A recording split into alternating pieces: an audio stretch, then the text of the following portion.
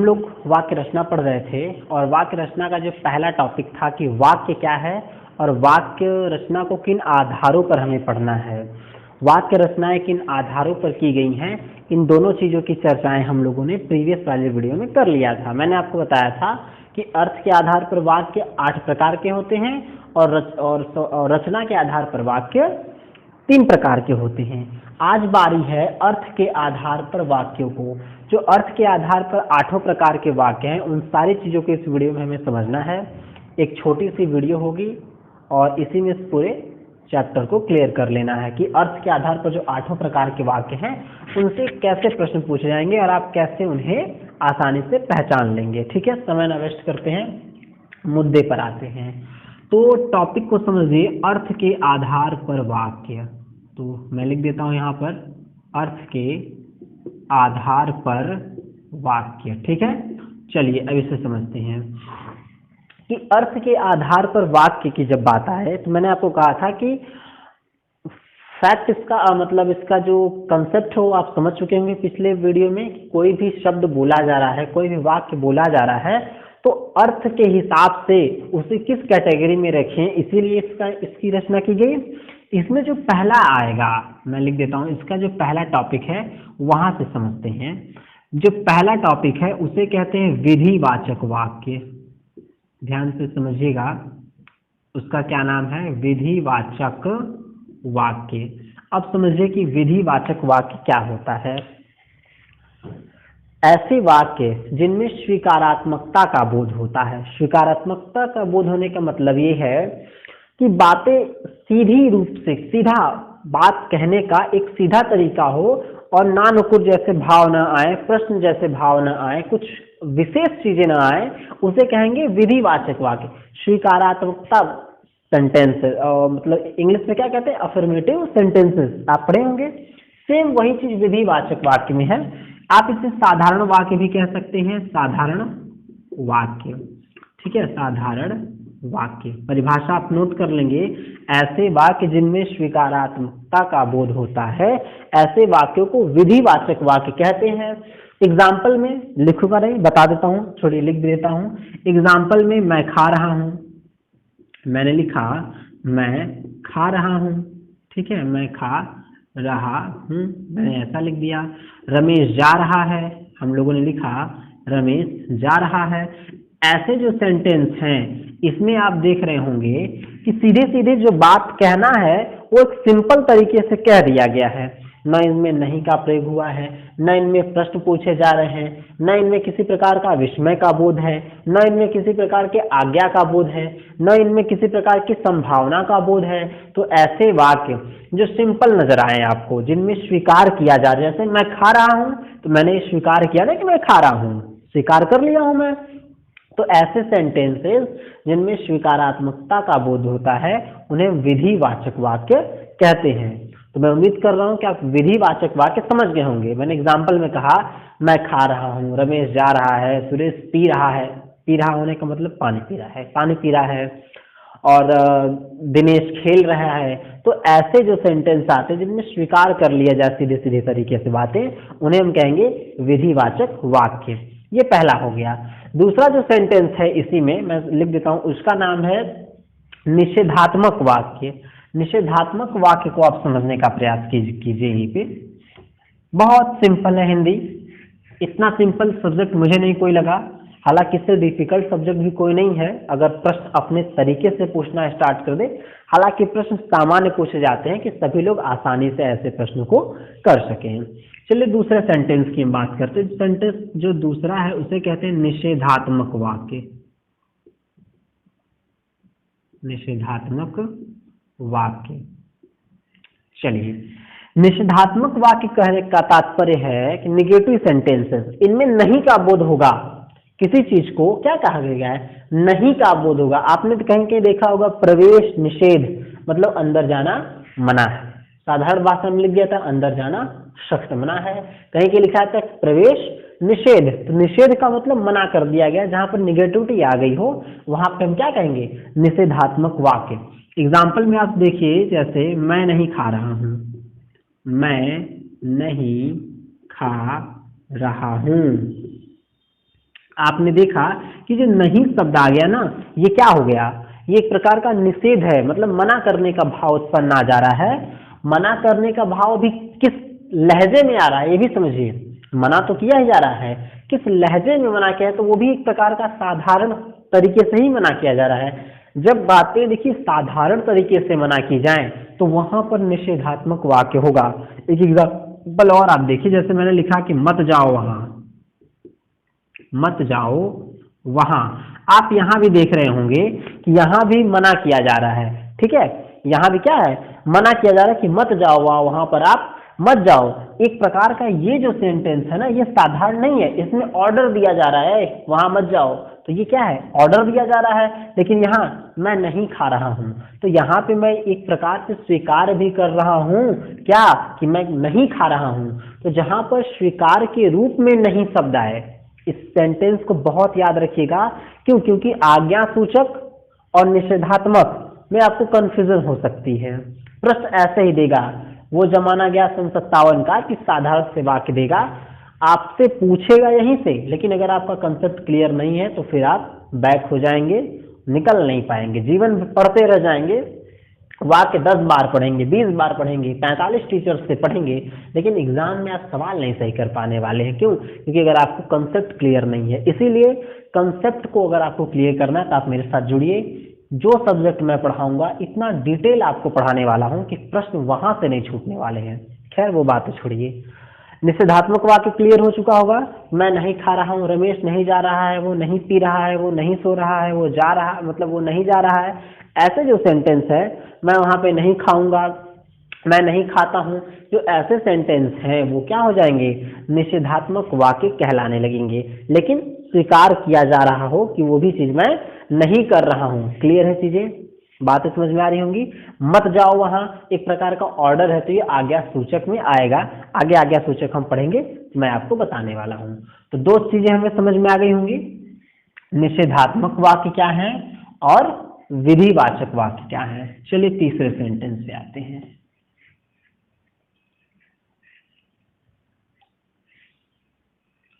देखिए जो तीसरा सेंटेंस है वो है प्रश्नवाचक वाक्य। अब इसे समझिए कि प्रश्नवाचक वाक्य क्या है। वाक्य परिभाषा आप लोग अपने से लिख लीजिएगा, मैं बताया रहा हूं परिभाषा, आप नोट कर लीजिएगा।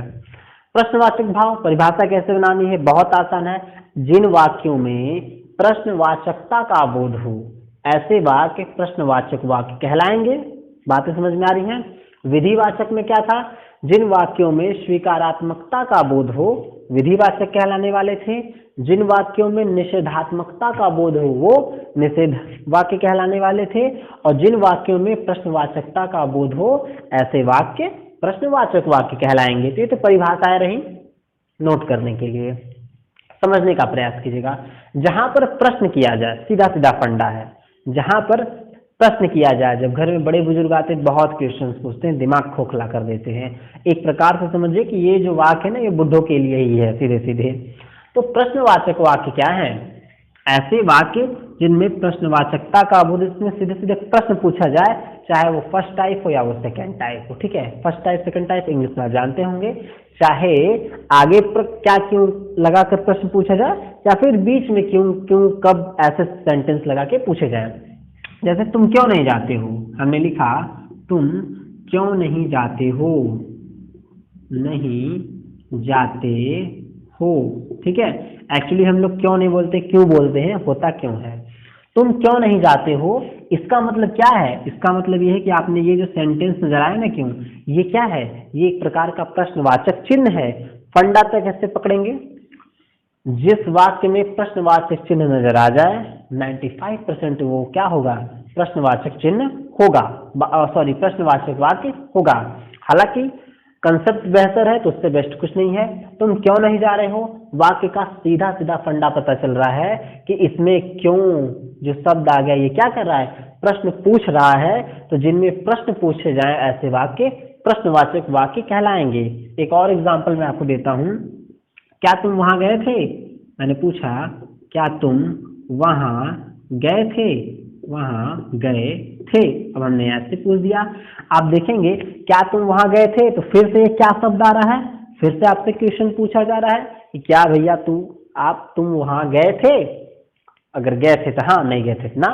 तो क्या आया, तो ये क्या एक प्रकार का प्रश्नवाचक वाक्य है।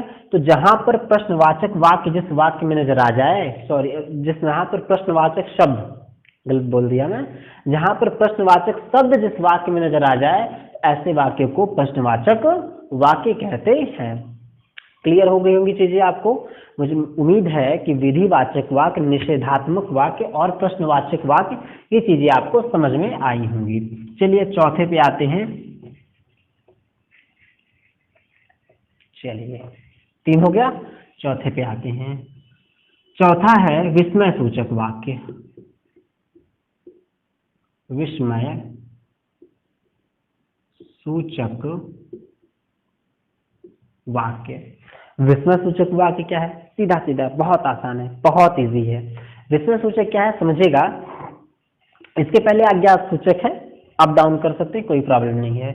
विस्मय सूचक में ऐसे वाक्य होते हैं जिनमें किसी विस्मय का बोध हो, जिनमें किस मोटे मोटे से आश्चर्य का बोध हो। ऐसे वाक्य जहां पर एक आश्चर्य का बोध हो, एक विस्मय का बोध हो, तो ऐसे वाक्य को हम क्या कहेंगे, विस्मय सूचक वाक्य कहेंगे।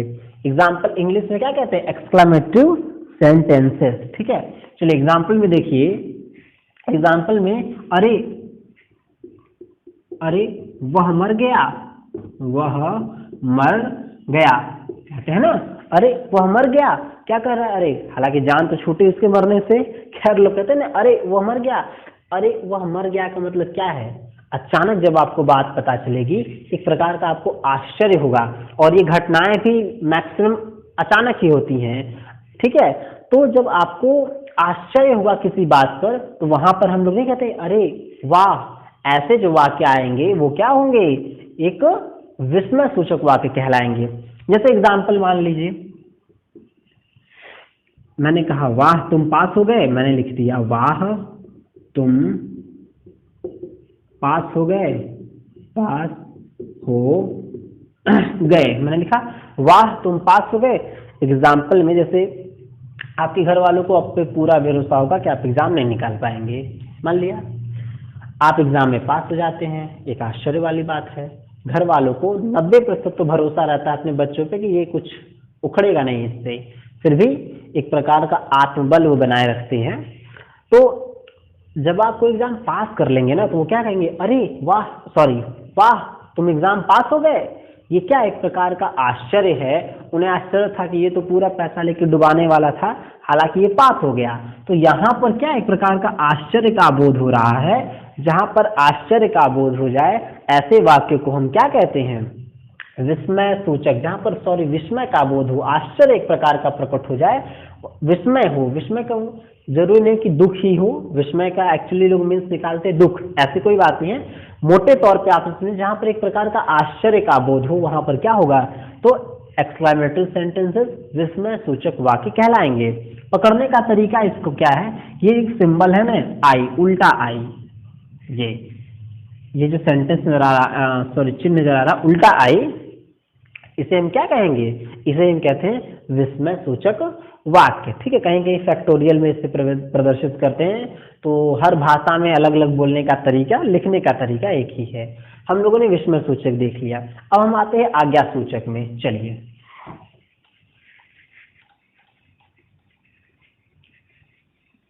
पांचवा टाइप पे आते हैं। पांचवा टाइप है आज्ञा सूचक वाक्य। देखिए स्पीड बहुत जरूरी है, इसीलिए मेरी सारी वीडियोस 10 मिनट, 12 मिनट, 15 मिनट मेरा टॉपिक के अकॉर्डिंग मैं शूट करता हूं। आप मेरी वीडियो को किसी और वीडियो से जब तुलना करेंगे तो आप ये देखेंगे कि मेरी वीडियो उनसे छोटी है। लगभग मुझे उम्मीद है कि 90% यूट्यूबर्स के वीडियो से मेरी वीडियोस छोटी आती हैं। क्यों, क्योंकि फटफटिया क्लास चलाता हूं मैं, कम टाइम में मैंने कहा ना मैक्सिमम चीजें आपको देने की कोशिश करता हूं एग्जाम की दृष्टि से। बातें समझ में आ रही, तो छूटेगा कुछ नहीं। आप एकदम, आप इसे कहे तो गांठ बांध ले, इतना मुझ में विश्वास कीजिए कि छूटेगा कुछ नहीं, और कम टाइम में सारी चीजें मैं आपको देने वाला हूं और क्लियरिटी के साथ। आज्ञा सूचक पर आते हैं। मेरी बात को समझिएगा। आज्ञा सूचक, आज्ञा सूचक शब्द से पता चला जहाँ पर आज्ञा का बोध हो। घर वाले बहुत ऑर्डर देते हैं, जैसा आप भी ऑर्डर ऑर्डर ऑर्डर ही करते रहते हैं, वो एक प्रकार के क्या है, वो आज्ञा सूचक वाक्य है। जहाँ पर आज्ञा, आपको ऑर्डर दे दिया जा रहा हो भैया ये काम करना है, ठीक है। जैसे हम लोग छोटे रहते हैं तो माँ बाप जम के ऑर्डर देते हैं, भाई बहन भी जम के ऑर्डर देते हैं, रिश्तेदार आते हैं तो वो भी कहते हैं छोटा 100 ग्राम का, जम के वो भी ऑर्डर देते हैं। तो जो छोटे वालों को आज्ञा बहुत लेनी पड़ती है, ठीक है, आज्ञाकारी बनना पड़ता है, पैसे लेने होंगे उनसे धीरे धीरे। और जो बच्चे आज्ञाकारी होते हैं पैसा भी खूब कमा लेते हैं। जो थोड़े से टेढ़े मेढ़े होते हैं ना, उनको जहाँ 100 मिलना होगा 50 ही मिलेगा। तो अगर आप छोटे हैं घर में तो आज्ञाकारी बने रहिए। आज्ञा सूचक की बात करते हैं। आज्ञा सूचक समझ में आ गया, जहां पर आज्ञा की बात आ जाए, जहां पर आज्ञा का बोध हो। जैसे मैंने कहा कि वहां कल वहां चले जाना, मैंने कहा कल वहां चले जाना। आप एक चीज नजर आ रही होगी आपको, ये ऑर्डर दिया जा रहा है ना, कल वहां चले जाना। कि आपसे पूछा जाएगा, आपके पिताजी कहेंगे कहीं जाने के लिए, मान लीजिए दुकान पे जाना है या किसी स्टेशनरी पे जाना है, कोई काम से जाना है, तो आपसे क्या कहेंगे, कल वहां चले जाना। ऐसे कहेंगे, ऐसे तो नहीं कहेंगे बेटा कल वहां चले जाना, ऐसा नहीं कहेंगे ना। तो वो क्या कहेंगे, एक एक्सप्रेशन, ऑर्डर देने में एक प्रकार का क्या होता है, एक्सप्रेशन होता है। रिक्वेस्ट में कल वहां चले जाइएगा सर, ऐसे कहा जाता है, और ऑर्डर में कल वहां चले जाना। तो आज्ञा सूचक जहां पर आज्ञा का बोध हो, ठीक है, आज्ञा हमेशा तड़प के दी जाती है, नॉर्मल कंडीशन में नहीं, नॉर्मल कंडीशन में रिक्वेस्ट किया जाता है। तो कल वहां चले जाना सीधे सीधे पता चल रहा है कि इसमें क्या है, आज्ञा दी जा रही है। दरवाजा बंद करो कहते हैं ना, एग्जाम्पल मैंने लिखा दरवाजा बंद करो, मैंने लिख दिया। चलो ये जो दरवाजा बंद करो बहुत फेमस डायलॉग है, अमिताभ बच्चन बहुत बोलते थे, दरवाजा बंद करो, दरवाजा बंद करो, दरवाजा बंद करो। और टॉयलेट पिक्चर पूरी तरह से इस दरवाजे बंद पर ही है। तो किसी ने ऑर्डर दिया दरवाजा बंद करो, तो एक प्रकार का क्या है, ये ऑर्डर दिया जा रहा है। तो ये भी क्या आएंगे, आज्ञा सूचक वाक्यों में आएंगे। एक तीसरा एग्जाम्पल बहुत महत्वपूर्ण, मैंने पीछे आपको बताया है, वहां मत जाओ, मैंने कहा ना वहां मत जाओ। अब देखिए दो चीजें इसमें है, मत आ गया, मत मतलब क्या है, मना किया जा रहा है, निषेध किया जा रहा है। लेकिन मैंने कहा क्या कि ये आप देखेंगे ना, आपसे कोई कहेगा कि वहां मत जाओ, एक प्रकार का वो ऑर्डर भी दे रहा है और नहीं भी आप जा रहा है। इसमें अब इसमें क्या करेंगे, मैंने आपसे कहा कि जहां पर नहीं को स्वीकार के रूप में कहा जाए, नहीं शब्द का प्रयोग जहां पर स्वीकार के रूप में किया जाए वहां पर निषेधात्मक वाक्य होते हैं। और जहां पर नहीं का प्रयोग आज्ञा, मैंने कहा कि कॉन्सेप्ट को समझिए, ठीक है, एक्सप्रेशन को समझिएगा, सवाल आसानी से लगे जाएंगे। पकड़ने की कोशिश मत कीजिएगा। कुछ लोग रट्टा मारते हैं, एक्सक्लेमेटरी सेंटेंस, विस्मयबोधक, क्वेश्चन मार्क, प्रश्नवाचक, ठीक है, ऐसे लोग पकड़ते हैं, हो सकता है। लेकिन कभी कभार थोड़े से पेपर का स्टैंडर्ड अगर बढ़ा दिया ना, तो ये देकर सेंस बदल देगा और आप कंफ्यूज हो जाएंगे। तो पहले चीज कंसेप्ट को समझिए। वहां मत जाओ, तो वहां मत जाओ क्या है, एक प्रकार का ऑर्डर दिया जा रहा है कि वहां मत जाओ। आपसे स्वीकार करने को नहीं कहा जाए, हाँ आप झुके कह सकते कि हाँ मैं वहां नहीं जाऊंगा। आपने कहा मैं वहां नहीं जाऊंगा, ये क्या हो जाएगा, निषेधात्मक। लेकिन आपसे कोई कहता वहां मत जाओ, तो वो क्या हो जाएगा, आज्ञा सूचक वाक्य हो जाएगा। तो मैं उम्मीद करता हूं कि ये आज्ञा सूचक वाक्य भी आपको आसानी से समझ में आया होगा। चलिए आगे की ओर बढ़ते हैं, आते हैं। छठा वाक्य है इच्छा सूचक। बहुत आसान है ये भी, मैंने कहा हिंदी बहुत आसान है, सिर्फ पढ़ते जाइए, बहुत आसानी से समझ में आती जाएंगी। इच्छा सूचक वाक्य सीधे सीधे पता चला कि इच्छा की बात कर रही है। भारत बहुत अच्छा देश है, आपको फांसी भी दी जाएगी तो इच्छा पूछी जाएगी। हाँ, एडमिशन कराया जाएगा तो भले आपकी इच्छा न पूछी जाए, लेकिन फांसी देते टाइम इच्छा पूछी जाएगी। विवाह में इच्छा पहले तो बिल्कुल नहीं पूछी जाती थी, अब जबरदस्ती करने लगे लड़के तो लोगों ने इच्छाएं पूछनी स्टार्ट कर दी हैं। इच्छा सूचक वाक्य पर आ रहे हैं। इच्छा सूचक वाक्य में क्या होगा कि ऐसे वाक्य जिसमें इच्छा का प्रकट हो, इच्छाएं प्रकट हो जाएं, ठीक है, आपकी एक प्रकार के आप कुछ सोच रहे हो, कुछ आपकी इच्छा हो, कुछ विशेष हो, वो क्या हो, वाक्य में प्रकट हो जाएं, ऐसे वाक्य को इच्छा सूचक वाक्य कहते हैं। एग्जाम्पल में आप देखिए, जैसे एग्जाम्पल में मैंने कहा कि भगवान करे, भगवान करें आप लोग, भगवान करे आप लोग पास हो जाएं। ठीक है, मैं भी ये चाहता हूं कि सभी लोग पास हो जाएं, फेल कोई ना हो। ठीक है, भगवान करे आप पास हो जाएं। एक प्रकार की मैंने एक इच्छा प्रकट की कि भगवान करे आप पास हो जाएं, भले ही मैं निगेटिविटी में कर रहा हूं। कुछ लोग ईर्ष्या में करते हैं ना, भगवान करे तू पास हो जा, हालांकि वो सोचते कुछ अलग हैं, कहते कुछ अलग हैं। तो एक प्रकार की इच्छा है, वहां भी इच्छा रहती है, भले निगेटिव रहती है, बोलते शब्द में कुछ अलग है, लेकिन ये क्या एक प्रकार की इच्छाएं हैं। तो भगवान करे आप पास हो जाएं, काश मैं राजा बन गया होता, काश मैं एग्जाम पास कर लिया होता, काश उस दिन मैं पी लिया होता। तो ऐसे जो सेंटेंसेस हैं, काश मैं उस दिन नहीं पिया होता, ये क्या हो जाएगा, क्या होगा, ये भी इच्छा सूचक होगा। क्यों, स्वीकार नहीं किया जा रहा है, एक प्रकार की सोच है, एक प्रकार की भी इसमें इच्छा है कि क्या उस दिन मैं ऐसा नहीं किया होता, ये भी तो इच्छा ही है। तो ये किस में आएगा, इच्छा सूचक में आएगा, न कि निषेधात्मक वाक्य में आएगा। तो भगवान करे आप पास हो जाएं, भगवान करे आप बैक हो जाएं, भगवान करे आप टॉपर बन जाएं। तो ऐसे जो सेंटेंस हैं जिनमें इच्छाएं प्रकट की जाएं, वहां उन सेंटेंसेस को हम लोग इच्छा सूचक वाक्य कहते हैं। चलिए बातें समझ में आएंगी, आगे बढ़ते हैं। ये 6 सेंटेंसेस हो गए, 2 और बचे हैं, इनको भी समझ लेते हैं और गेम इसका खत्म करते हैं। 7वां है संभाव्यवाची वाक्य। यहां लिखते हैं संभाव्यवाची वाक्य। संभाव्यवाची वाक्य को समझिएगा।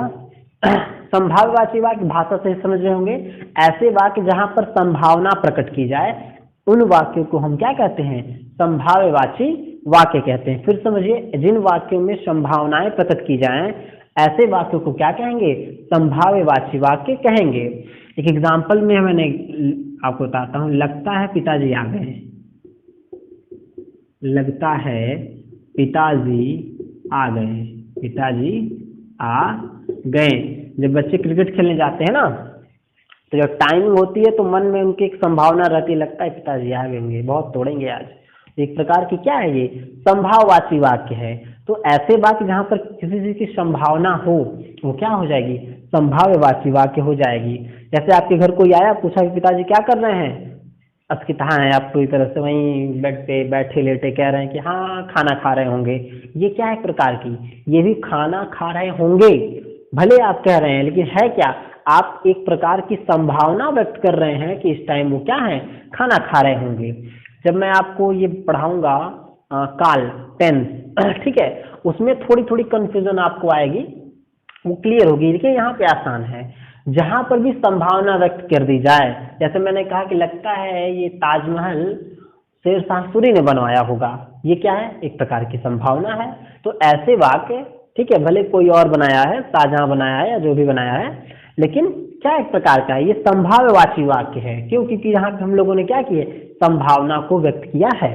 तो ऐसे वाक्य जहां पर संभावना व्यक्त की जाए, वहां पर क्या होगा, संभाव्यवाची वाक्य होने वाला है। तो ये 7वां सेंटेंस भी आप समझ रहे होंगे, संभाव्यवाची वाक्य को। आगे बढ़ते हैं, संकेतवाची वाक्य, जो बहुत ही ज्यादा महत्वपूर्ण है। देखिए अगला है संकेतवाची वाक्य, ये 8वां प्रकार है। ठीक है, संकेतवाची वाक्य। अब आप समझिएगा कि संकेतवाची वाक्य क्या है। ये थोड़ा सा महत्वपूर्ण है उन 7 की तुलना में, और थोड़ा सा कठिन नहीं है, कठिन बिल्कुल नहीं है, थोड़ा महत्वपूर्ण है। उनमें अधिक प्रमुखता ऐसे प्रश्नों की, इससे प्रश्नों की बनने की होती है। देखिए संकेतवाची का मतलब है संकेत करना।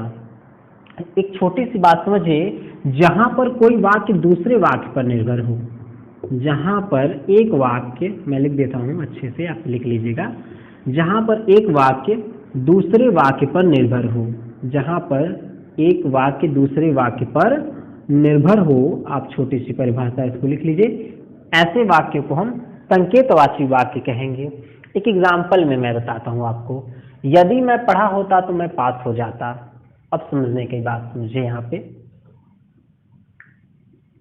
ठीक है, यदि मैं पढ़ा होता, यदि मैं पढ़ा होता तो मैं पास हो जाता, तो मैं पास हो जाता, मैंने ऐसा लिख दिया, समझ रहे होंगे आप।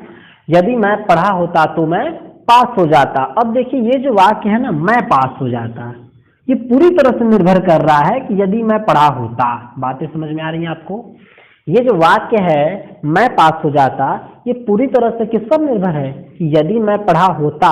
तो ऐसे वाक्य जिनमें एक छोटा सा वाक्य दूसरे छोटे से वाक्य पर निर्भर करता है, तो इन दोनों को मिलाकर क्या कह देंगे हम?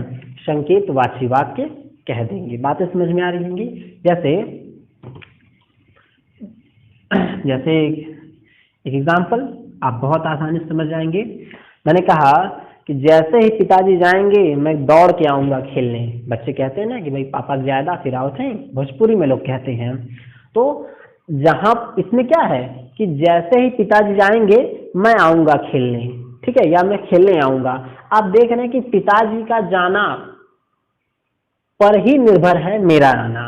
मेरी बात समझिए, अगर पिताजी जइबा नहीं करेंगे तो हम अइबे नहीं करेंगे खेलने। बातें समझ रहे हैं आप लोग? लिखता हूं फिर समझिए, लिखता हूं मैं एक बार जल्दी से। जैसे पिताजी जाएंगे मैं वैसे ही आऊंगा, मैं वैसे ही आऊंगा। अब समझिएगा, देखिए ध्यान से, जैसे ही पिताजी जाएंगे मैं वैसे ही आऊंगा। तो मेरा आना कब डिपेंड है? भले मैं अपने ही पैरों से आऊंगा, लेकिन निर्भर किस पर है भैया? पिताजी के जाने के ऊपर। अगर पिताजी जइबा नहीं करेंगे तो हम आएंगे कैसे? बात समझ रहे हैं आप? पिताजी जइबा नहीं करेंगे तो हम कैसे आएंगे? वही चीज समझने वाली बात है कि ये जो मैं वैसे ही आऊंगा, ये जो सेंटेंस है ना, ये पूरी तरह से निर्भर कर रहा है किस पर?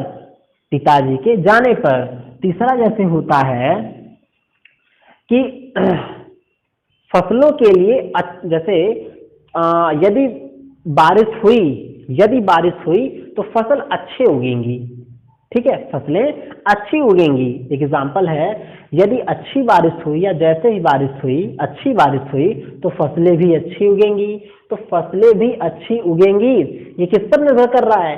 पानी बरसने पर। पानी नहीं बरसेगा तो कहां से बीज अंकुरित होगा? बात समझ में आ रही है आपको? तो यहाँ पर क्या है, एक वाक्य पूरी तरह से दूसरे वाक्य पर निर्भर कर रहा है।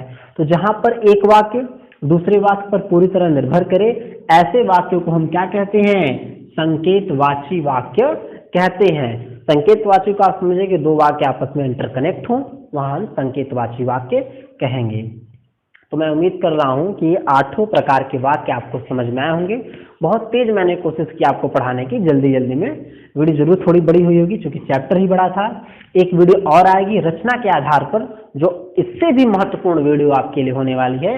वो क्या होगी फिर समझते हैं। सरल वाक्य, संयुक्त वाक्य और मिश्रित वाक्य की वीडियो होगी, उसको आप जरूर देखिएगा। इसको देखिए, कंसेप्ट को क्लियर कीजिए, कंसेप्ट पर ज्यादा जोर दीजिएगा। ट्रिक्स मैं बताता भी नहीं हूं, अगर छोटा मोटा कुछ बता भी रहा हूं आप समझ सकते हैं, लेकिन कंसेप्ट पर ज्यादा आप जोर दीजिएगा।